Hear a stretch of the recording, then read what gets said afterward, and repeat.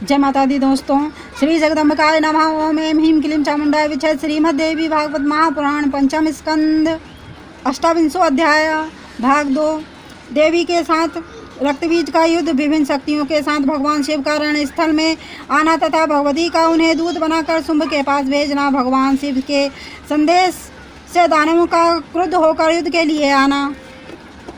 व्यास जी बोले, लोक का कल्याण करने वाले देवेश्वर शिव के ऐसा कहने पर भगवती की चंडिका के शरीर से एक अद्भुत शक्ति प्रकट हुई। वह शक्ति अत्यंत भयंकर तथा प्रचंड थी। वह सैकड़ों सियारनियों के समवेत स्वर के समान ध्वनि कर रही थी और उसका रूप बहुत भयानक था। मंद मंद मुस्कान युक्त मुखमंडल वाली उस शक्ति ने पंचमुख शिवजी से कहा, हे देवदेव, आप दैत्यराज शुंभ के पास शीघ्र जाइए। हे काम रिपु, इस समय आप मेरे दूत का काम कीजिए।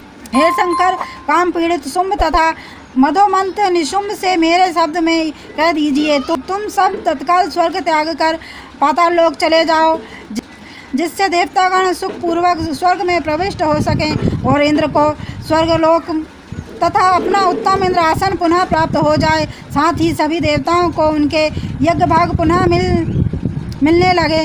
यदि जीवित रहने की तुम लोगों की बलवती इच्छा हो तो तुम लोग बहुत शीघ्र पाताल लोक चले जाओ, जहां दानव लोग रहते हैं, अथवा अपने बल का आश्रय लेकर यदि तुम सब युद्ध की इच्छा रखते हो तो मरने के लिए आ जाओ, जिससे मेरी सियारनी तुम लोगों के कच्चे मांस से तृप्त हो जाए। व्यास जी बोले, चंडिका का यह वचन सुनकर शिवजी अपनी सभा में बैठे हुए दैत्यराज शुंभ के पास शीघ्र जाकर उससे कहने लगे।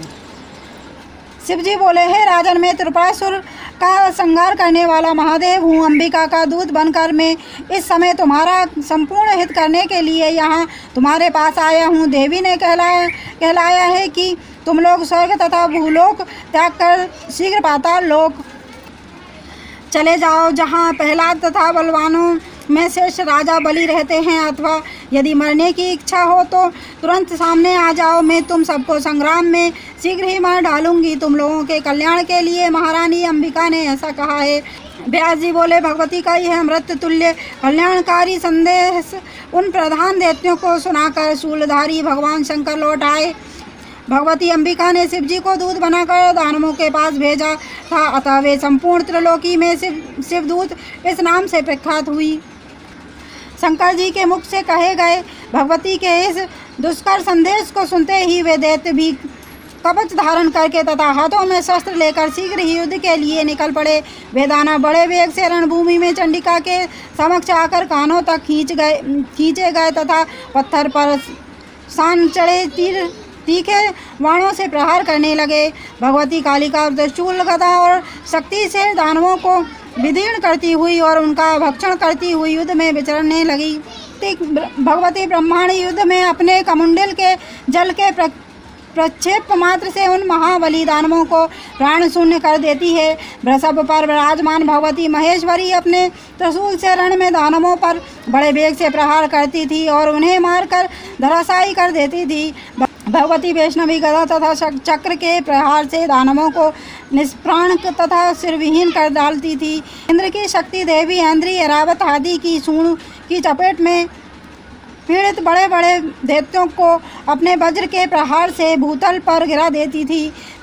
देवी वराही कुपित होकर अपने तुंड तथा भयंकर दाढ़ों के प्रहार से सैकड़ों दैत्यों और दानवों को मार डालती थी। देवी नारसिंगी अपने तीक्ष्ण नखों से बड़े बड़े दैत्यों को फाड़ फाड़ कर खाती हुई रणभूमि में विचर रही थी तथा बार बार गर्जना कर रही थी। शिवदूती अपने अट्टहास से ही दैत्यों को धराशायी कर देती थी और चामुंडा तथा कालिका बड़ी शीघ्रता से उन्हें खाने लगती थी। मयूर पर विराजमान भगवती कौमारी देवताओं के कल्याण के लिए कानों तक खींचे गए तथा पत्थर पर सान चढ़े तीर बाणों से शत्रुओं का संहार करने लगी। भगवती वारुणी संग्रामगढ़ में दैत्यों को अपने पास में बांधकर उन्हें अचेत करके एक के ऊपर एक के क्रम में गिरा देती थी और वे निष्प्राण हो जाते थे। इस प्रकार उन मात्र शक्तियों के प्रयास से दानवों की वह ओजस्विनी तथा पराक्रमी सेना युद्ध भूमि में तहस नहस होकर भाग खड़ी हुई। उस सेना रूपी समुद्र में बड़े जोर से रोने चिल्लाने की ध्वनि होने लगी। देवी के गणों के ऊपर देवताओं पुष्पों की वर्षा करने लगे। दानवों की भयानक चीत्कार तथा देवताओं की जय ध्वनि सुनकर रक्तबीज बहुत कुपित हुआ। उस समय दैत्यों को पलायित देखकर तथा देवताओं को गरजते हुए देखकर वह महाबली तथा तेजस्वी दैत्य रक्तबीज युद्ध भूमि में स्वयं आ डटा और वह आयुधों से सुसज्जित होकर रथ पर सवार था और प्रत्यंचा के अद्भुत टंकार करता हुआ क्रोध के मारे आंख लाल किए युद्ध के लिए देवी के सम्मुख आ गया। इति श्रीमद्देवी भागवते महापुराणे अष्टादशसहस्रस्यां संहितां पंचम स्कंदे रक्तबीजेन देव्या युद्ध वर्णनम नामाष्टाविंशो अध्याय। और देवी भागवत की महिमा सुना अगर आपको पसंद है तो चैनल को लाइक एंड सब्सक्राइब करें। धन्यवाद।